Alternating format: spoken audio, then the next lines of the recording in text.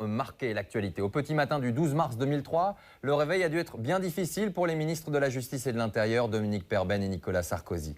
Les deux hommes apprennent que le gangster le plus célèbre de France, Antonio Ferrara, s'est échappé à 4h22 du matin de la prison de Fresnes. Les détails de l'affaire sont stupéfiants. Nous allons vous les décrypter. Ce soir, c'est un commando d'une quinzaine d'hommes armés de fusils d'assaut et de lance-roquettes qui ont semé la terreur aux abords de la prison durant 15 minutes avant de récupérer l'homme qu'ils étaient venus chercher, Antonio Ferrara. Ce jour-là, on imagine que les patrons des services de police concernés ont reçu un message clair, net et précis des plus hautes autorités de l'État. Il faut retrouver vite, très vite, Antonio Ferrara. Hervé Lafranc, bonsoir, merci d'être avec nous. Vous êtes le patron de l'OCRB. Vous vous souvenez de cette nuit du 11 au 12 mars 2003 ? Je me souviens surtout de mon réveil qui fut... On vous a réveillé ce jour-là, ce soir-là, cette nuit-là ? Oui, tout à fait. D'autant que ça s'inscrivait dans une semaine qui était noire pour nous, puisqu'une semaine auparavant, un autre personnage qui nous importait, José Manconi, s'était évadé de la prison de Borgo. Donc ça faisait un peu beaucoup. Ça faisait beaucoup. Vous vous souvenez aussi des propos du ministre de l'Intérieur, Nicolas Sarkozy, c'était vous me le retrouvez vite, très vite. C'était un peu ce ton-là quand même ? C'était un ton qu'il a adressé à mes patrons de l'époque, mais qui était effectivement assez péremptoire.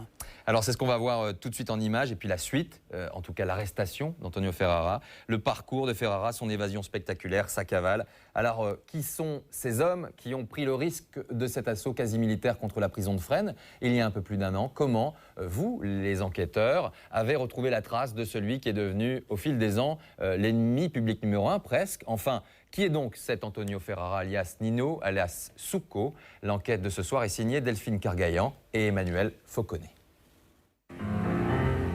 Juillet 2003. La police vient d'arrêter un des hommes les plus recherchés de France. Il s'appelle Antonio Ferrara, il a 29 ans. L'homme s'est fait connaître 4 mois plus tôt en organisant la plus incroyable des évasions.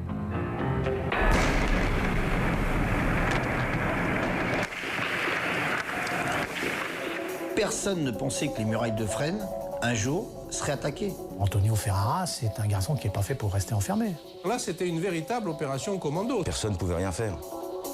À part Rambo, s'il était là, avec sa grosse mitrailleuse, mais encore. C'est un cataclysme énorme, l'évasion de Fresnes. Il faut le retrouver.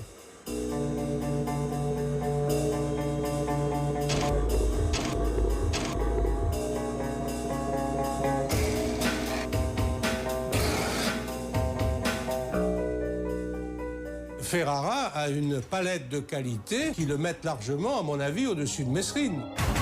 Un petit voyou de banlieue, devenu roi de l'évasion, Secret d'actualité vous raconte la fulgurante ascension d'Antonio Ferrara.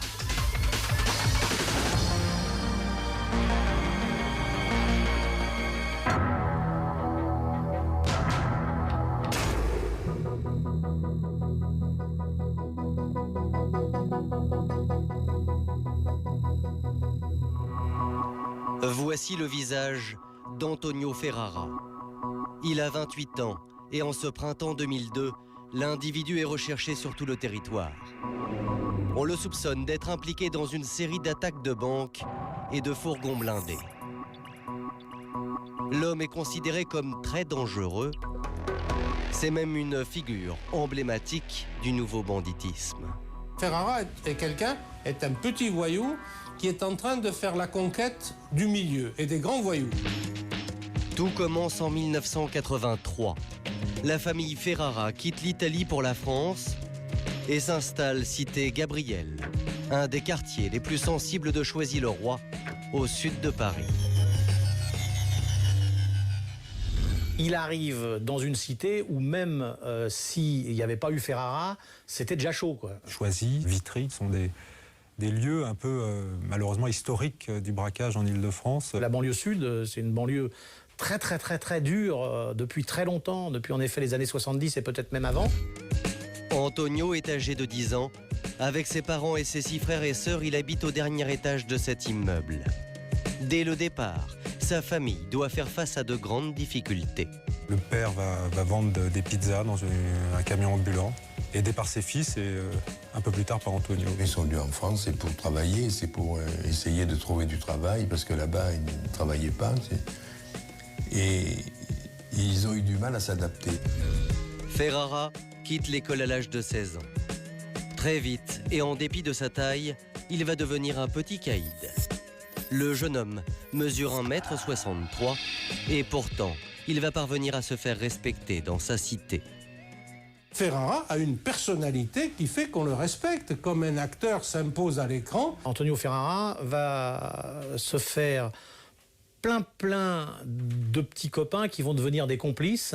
C'est tous ces braves jeunes gens-là qui, au fur et à mesure de son ascension à lui, vont l'aider. Un peu comme les gamins à la maternelle qui liraient leur sang en disant on est liés à jamais, quoi, je veux dire. C'est des gens qui ont été élevés ensemble, qui se connaissent tous. Ainsi, à 20 ans, Antonio Ferrara fait ses premiers pas dans la délinquance. Il vole des autoradios et des enjoliveurs de voitures. Mais très vite, il se tourne vers d'autres activités, bien plus lucratives celles-là, les attaques de banque. Seulement le jeune homme s'y montre pour le moins maladroit. 10 avril 1997, c'est le premier hold-up d'Antonio Ferrara. Et ce jour-là, il va commettre une erreur. Comme le montrent ces images prises par une caméra de surveillance, Ferrara opère à visage découvert. Ils sont deux, ils sont armés, bien sûr. Les personnes qui se trouvent dans les banques sont attachées avec du rouleau adhésif. Avec son complice, ils essayent d'enlever la cassette vidéo, l'enregistrement de la banque, et ils n'y arrivent pas et ils l'abandonnent sur place. Donc on va pouvoir l'identifier, c'est ce qui va le perdre. C'est ses premiers faits d'armes véritablement importants dans le milieu du banditisme, parce que là, on franchit une étape. À peine entré dans la délinquance, Antonio Ferrara se fait arrêter par la police. Mais un an plus tard, il va parvenir à s'enfuir. Et cette fois, le jeune homme décide d'apprendre sérieusement son métier afin de devenir un braqueur professionnel. Ainsi, Antonio Ferrara décide de se spécialiser dans l'attaque de fourgons blindés. Face aux traditionnelles attaques à main armée trop risquées, Ferrara développe et met au point une technique beaucoup plus radicale, l'attaque à l'explosif.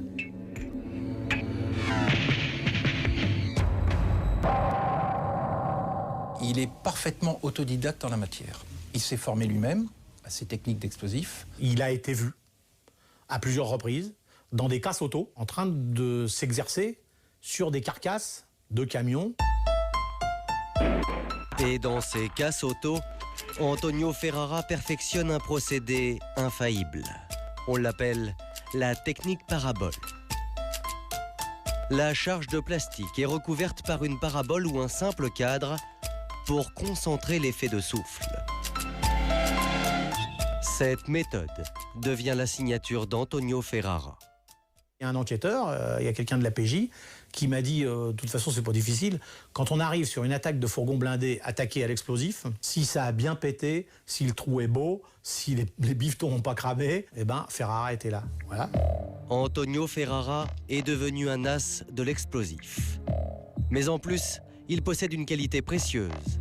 Il est particulièrement méticuleux, comme le montre ce projet d'attaque de fourgon que nous nous sommes procurés. Les opérations auxquelles il participe sont réglées comme du papier à musique. Les heures de départ et d'arrivée des convoyeurs, le butin, rien n'est laissé au hasard. Et surtout, un croquis reproduit l'intérieur du véhicule blindé avec l'emplacement des billets, des pièces de monnaie et le système d'ouverture des portes. Un travail d'orfèvre qui va donner des résultats spectaculaires.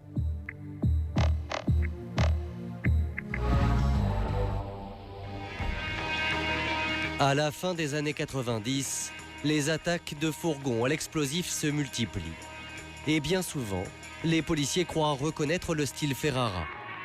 En particulier sur une opération qui va marquer l'histoire des transports de fonds. Revenons tout d'abord sur l'attaque d'un fourgon de la Brinks. On a entendu un gros bruit, c'était un bruit de bazooka, un truc comme ça.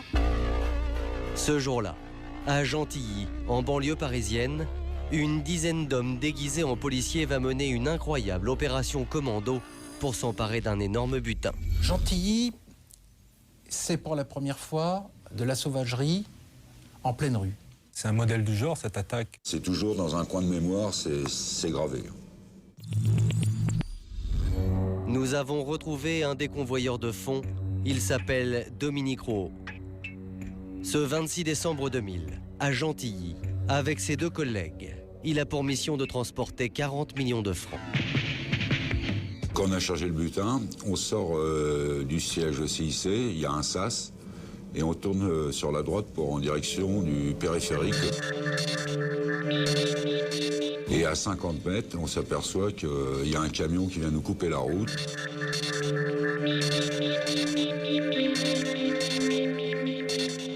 Derrière, on sent qu'on se fait percuter par une autre voiture. Un camion de déménagement devant, un 4x4 derrière, le fourgon blindé est pris en étau. Les 3 convoyeurs sont pris au piège. Alors là, on a compris que c'était une attaque. J'ai regardé dans le rétro et je me suis aperçu qu'il y avait un gars, cagoulé, qui est venu mettre une planche contre le coffre du fourgon. Et c'est là que j'ai dit, bon, bah, ils vont nous exploser. On s'est couché par terre. Et puis, au bout de quoi, même pas une minute, le camion a explosé. Ça a soulevé le camion. Il y a un gars qui a dit, les gars, surtout faites pas les cons, tout se passera bien. De l'autre côté, un riverain filme la scène.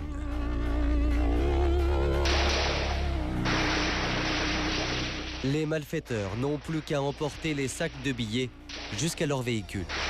7 minutes après le début de l'opération, le commando s'enfuit à bord de voitures équipées de gyrophares. Leur butin s'élève à 34 millions de francs.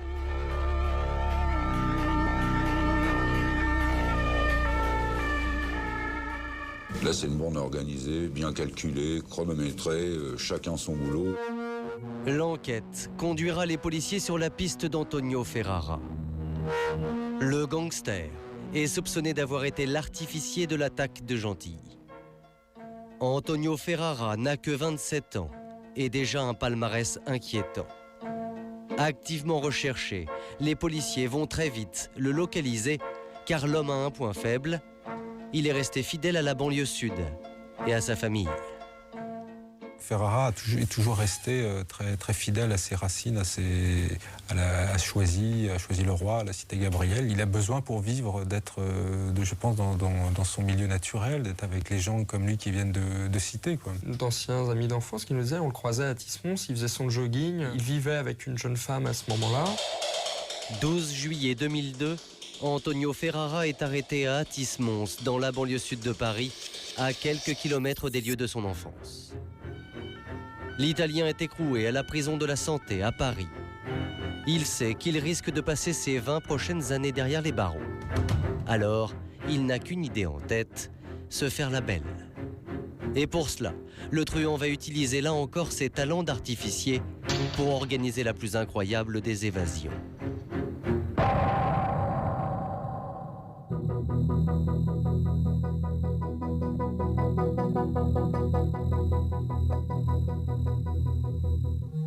Antonio Ferrara est sous les verrous. Dès son arrivée en prison, l'homme va tout mettre en œuvre pour s'évader. Informé de ses projets, la police va alerter l'administration pénitentiaire à plusieurs reprises. Mais rien, ni personne, ne saura empêcher Antonio Ferrara de réaliser la plus spectaculaire des évasions jamais organisée en France.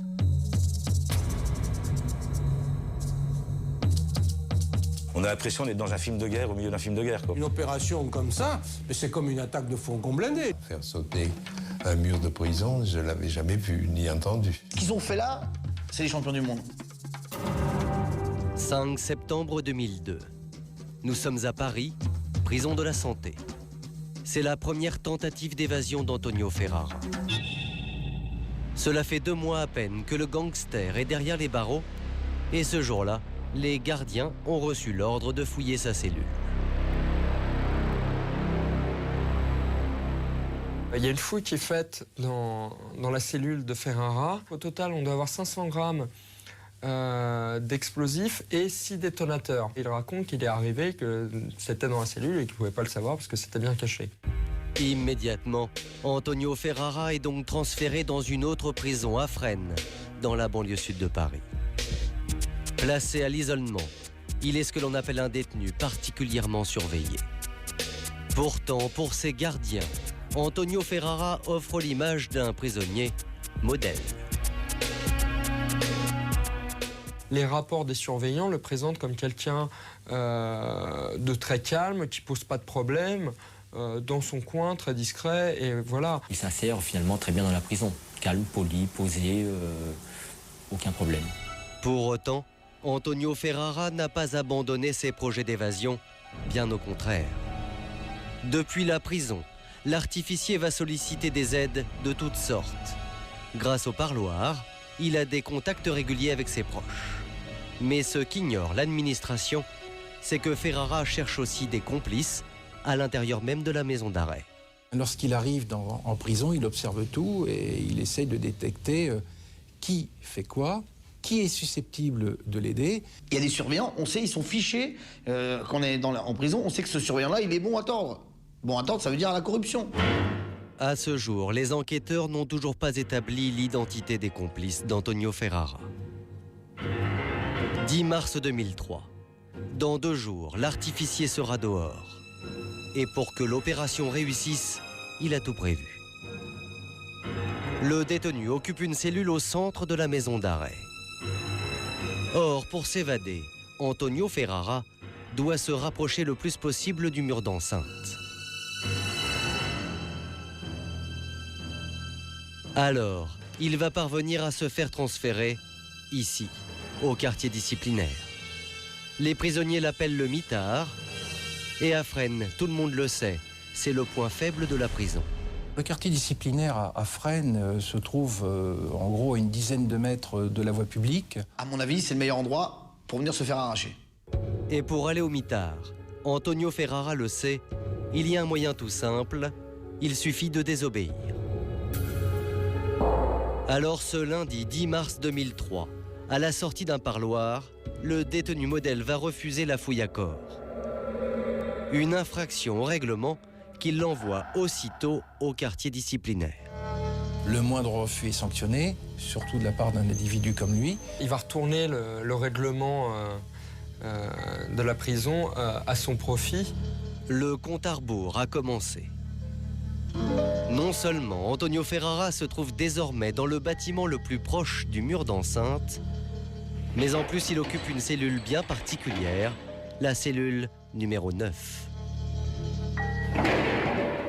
La cellule numéro 9 est au rez-de-chaussée et c'est celle qui est au bout de ce bâtiment. Et c'est donc la cellule la plus proche du mur d'enceinte. L'endroit le plus vulnérable de la prison.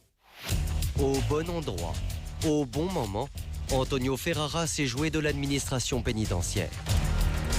Et ce n'est pas tout.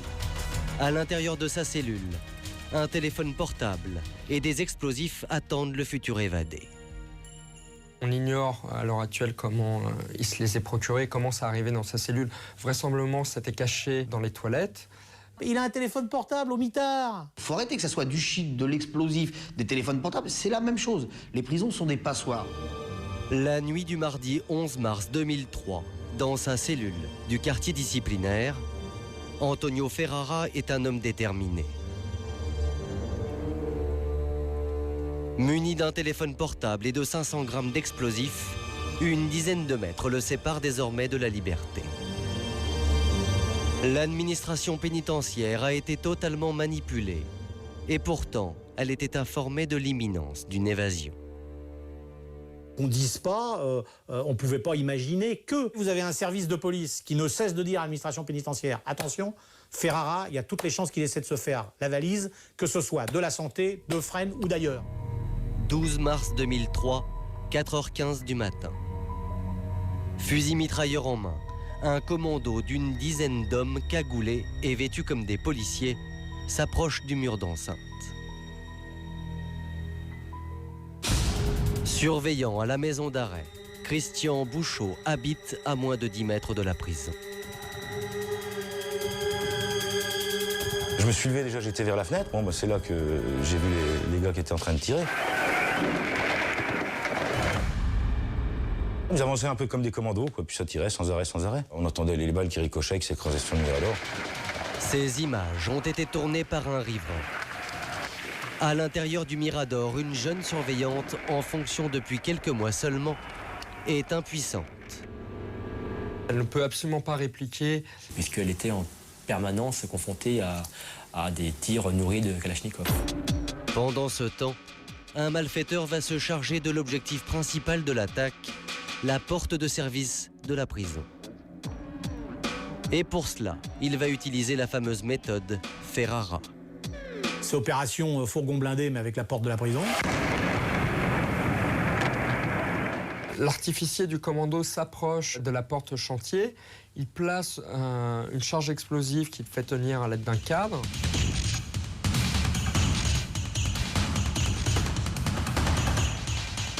Pas aussi bon que Ferrara, puisqu'il se nique un œil.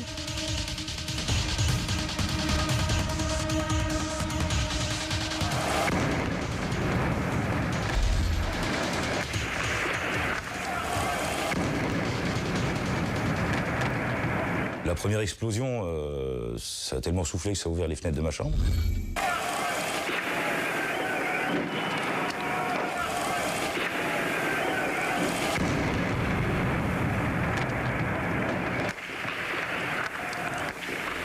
Les assaillants se retrouvent confrontés à une deuxième porte avant d'avoir accès à la cour intérieure. Ils vont utiliser un lance-roquettes. Les membres du commando sont désormais à moins de 10 mètres du quartier disciplinaire. À l'intérieur du bâtiment, Antonio Ferrara pose ses explosifs sur les barreaux de sa cellule. La manœuvre est particulièrement risquée. Il était dans une cellule qui faisait quand même 2 mètres de large. Il n'avait pas de profondeur pour se cacher ou très peu. C'est ce matelas qui a plus ou moins servi à le protéger. Il va le recourber et il va se mettre en dessous.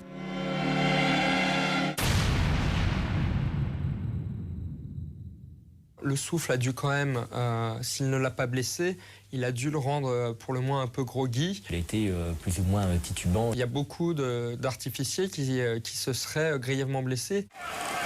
Antonio Ferrara quitte la maison d'arrêt par la porte et sous les hurrahs des prisonniers. Du côté des prisonniers, c'est la franche rigolade. Et les encouragements à Ferrara. Des cris, des sifflements, ça tapait dans les portes. Le commando prend la fuite. Il est 4h30.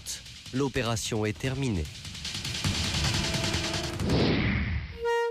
La police arrive sur les lieux. Les premiers témoins peuvent constater l'ampleur des dégâts. En sortant, déjà, on a vu le Mirador dans l'état criblé comme il était. Où il y avait un trou béant. Qui faisait, je sais pas moi, 70-80 cm de diamètre. Et il y avait même à mes pieds un pistolet automatique et un peu plus loin, il y avait une Kalachnikov. Des douilles partout, des chargeurs vides. En moins de 10 minutes et sans faire de victimes, Antonio Ferrara a retrouvé la liberté et rien ni personne n'a pu l'en empêcher. Sur ce qui s'est passé entre 4h15 et 4h30, personne ne pouvait rien faire. À part Rambo, s'il était là, avec sa grosse mitrailleuse, mais encore. Les portes de la prison de Fresnes attaquées à l'arme de guerre ce matin dans le Val-de-Marne. Un détenu dangereux s'est évadé ce matin du centre pénitentiaire. L'évasion d'Antonio Ferrara est un séisme. En quelques heures, l'onde de choc se propage jusqu'aux plus hautes instances de l'État français. Opération de type militaire, minutieusement préparée, d'une audace sans égale. Des complices, sans foi ni loi, utilisent des armes excessivement dangereuses, utilisent des explosifs. Il n'est pas question de laisser faire ce type de comportement. On se demandait à l'époque si un ministre, le ministre de la Justice n'allait pas sauter. C'est un affront à l'État. Il leur a fait un pied de nez monstrueux. C'est le grand désespoir. C'est le grand désespoir parce qu'il va falloir lui remettre la main dessus.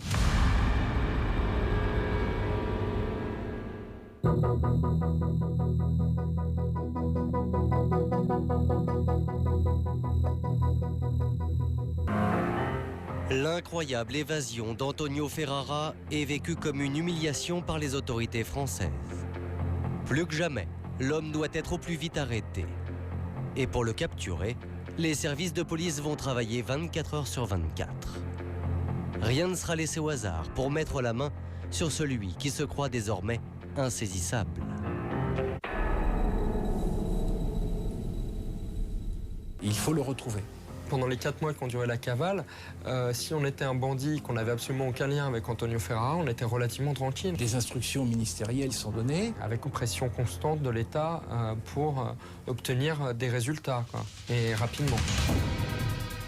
Dans un premier temps, Antonio Ferrara s'impose les règles très strictes d'un homme en cavale. Le fuyard est sur ses gardes.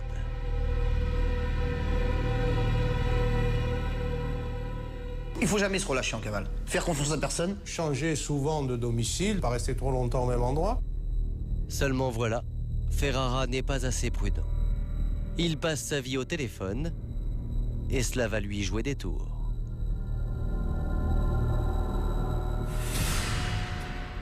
Il y a un travail dans ce dossier sur la téléphonie qui a été fait, qui est monumental. Qui connaît Ferrara? 10, 15, 30 personnes? Tout le monde est branché. Tous les proches de l'évadé sont placés sur écoute téléphonique. Et Antonio Ferrara ne va pas assez se méfier. Il a peut-être un peu la grosse tête, il croit qu'il est un peu intouchable. Ferrara, quand il s'est évadé de Fred de la façon dont il s'est évadé, c'est un peu pris pour... s'est cru invulnérable. Ainsi, 4 mois après son évasion, Antonio Ferrara va se faire bêtement arrêter. Et même si l'homme s'est fait teindre les cheveux, cela ne va rien changer. 10 juillet 2003, 15e arrondissement de Paris. Ce jour-là, il a un rendez-vous en fin d'après-midi avec 2 individus dans un café. Ce qu'ignore Antonio Ferrara, c'est que grâce aux écoutes téléphoniques, les policiers sont venus eux aussi au rendez-vous. Il a des mèches, il s'est fait décolorer, mais c'est bien Antonio Ferrara, l'homme qu'il recherchait. Seulement les policiers vont commettre une erreur. Ils s'approchent un peu trop près d'Antonio Ferrara. Et d'un seul coup, donc, Antonio Ferrara voit quelque chose. Il entrevoit en fait un visage. Dans le monde de parano dans lequel il vit, immédiatement, donc c'est l'affolement, il faut partir. Antonio Ferrara a repéré un policier, il prend la fuite. Mais au lieu de se cacher, l'homme va prendre un risque insensé. Il retrouve ses amis dans un autre café quelques instants plus tard. Ce qu'ils ignorent, c'est que les policiers ont leurs 2 téléphones portables sur écoute et ils vont foncer là-bas. Lorsqu'il arrive dans ce café, Antonio Ferrara ne se doute pas que l'endroit est cerné. Une 50aine de policiers bouclent le quartier. L'homme s'installe tranquillement au bar, passe commande en attendant ses 2 comparses. Ce sont ses derniers instants de liberté. Et une fois qu'il est entré dans le bar de Bercy, donc il est hors de question qu'il en sorte. Il est 21h. Ses 2 amis rejoignent le café. C'est le moment que choisissent les policiers pour intervenir. L'interpellation est risquée. Les enquêteurs le savent. Antonio Ferrara est armé et des clients se trouvent à quelques mètres de lui. Pour éviter la bavure, l'opération doit se dérouler à la seconde près. Ferrara avait une sacoche banane et à l'intérieur, il avait un pistolet automatique. Il essaie de la saisir, mais il n'a pas le temps. Il faut le ceinturer. Donc c'est le plaquage du rugby, en sachant qu'il suffit de tenir moins d'1 seconde et que tout le reste de l'équipe va débouler. Ouvrons cette édition avec l'arrestation d'un spécialiste de l'évasion. Antonio Ferrara a été interpellé vers 21h ce soir à Paris. Fin de cavale pour Antonio Ferrara, roi du braquage et de l'évasion. Antonio Ferrara est aussitôt placé en garde à vue dans les locaux de la police à Nanterre. Après son interpellation, l'homme va faire preuve d'un étonnant sens de l'humour. Sa première déposition, il explique qu'il est sans profession, sans domicile fixe et que son dernier domicile connu est la maison d'arrêt de Fresnes. Désormais, Antonio Ferrara est l'un des détenus les mieux gardés du territoire français.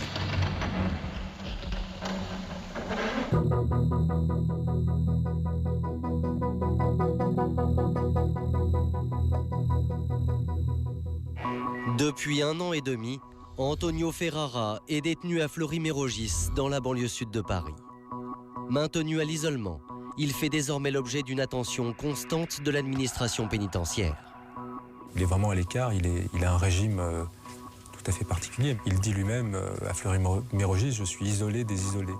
Chacune de ses auditions chez le juge s'effectue sous très haute surveillance.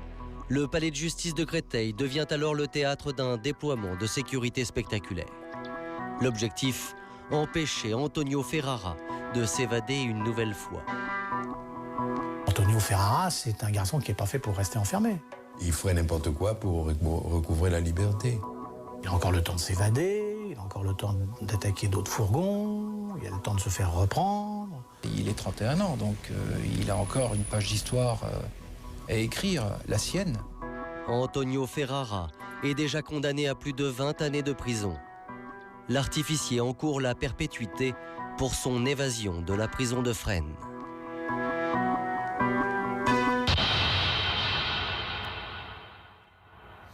Voilà pour cette enquête réalisée par Delphine Kergaillan et Emmanuel Fauconnet. Dans un instant, images et témoignages sur l'un des plus grands scandales de la République, les écoutes de l'Élysée avec Dès demain, 20 ans après les faits, l'ouverture du procès. Mais tout d'abord, Antonio Ferrara, suite et fin avec vous, Hervé Lafranc, patron de l'OCRB. Alors, vous êtes certes tenu au secret de l'instruction dans cette affaire, il faut le rappeler pour les téléspectateurs, mais on va essayer d'en savoir un petit peu plus tout de même. On va regarder une photo, une image, celle d'Antonio Ferrara, celle qui a été prise le jour de son arrestation, dans vos bureaux, je crois, en tout cas. Oui. C'est un homme qui a ce petit sourire aux lèvres. Il était comment quand vous l'avez arrêté? Dans quel état d'esprit? Vous savez, tous ces grands malfaiteurs sont quelque peu joueurs aussi. C'est-à-dire qu'il avait joué une partie de son évasion et là, il avait perdu, il s'est retrouvé interpellé. En revanche, il y a une chose qui est sûre, c'est qu'il faut un vrai charisme pour mobiliser 15 hommes pour venir, en tout cas tenter une libération. Ils ont réussi, 15 personnes, des lance-roquettes, des fusils d'assaut. On vient le libérer, pourquoi? Parce qu'on a besoin de ses services, de sa méthode, de son autorité sur un groupe, c'est cela? Je crois que son évasion démontre qu'effectivement ses complices avaient besoin de lui. Et aussi parce qu'il a une réelle autorité sur ses complices et qu'il leur manque. Parce qu'on les paye, ces hommes? On les paye cher pour venir faire ça ou pas? En tout cas, dans les pratiques du grand banditisme, on les paye cher pour venir libérer un homme, prendre autant de risques? Dans d'autres affaires qui sont aujourd'hui jugées, on a pu démontrer qu'il y avait effectivement un paiement effectué auprès des complices. Mais je crois que ce n'est pas la seule motivation qui anime les gens qui sont venus ce soir-là, cette nuit-là, chercher Antonio Ferrara.